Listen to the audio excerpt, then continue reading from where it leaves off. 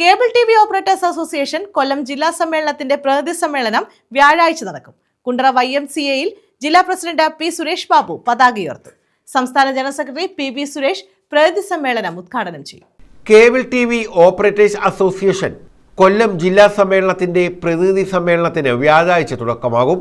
വ്യാഴാഴ്ച രാവിലെ 9-ന് കുണ്ടറ YMCA-യിൽ ജില്ലാ പ്രസിഡന്റ് പി സുരേഷ് ബാബു പതാക ഉയർത്തും.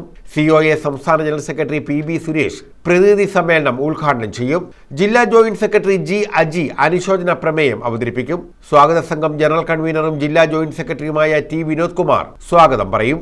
ജില്ലാ സെക്രട്ടറി E നൌഷാദ് റിപ്പോർട്ടും ട്രഷറർ G മുരളീധരൻ പിള്ള സാമ്പത്തിക റിപ്പോർട്ടും അവതരിപ്പിക്കും.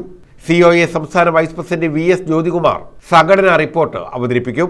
സംസ്ഥാന treasurer Binu Sivadas, KCCL chairman K Govindan, ജില്ലാ സംസ്ഥാന നേതാക്കൾ തുടങ്ങിയവർ സമ്മേളനത്തെ അഭിവാദ്യം ചെയ്യും.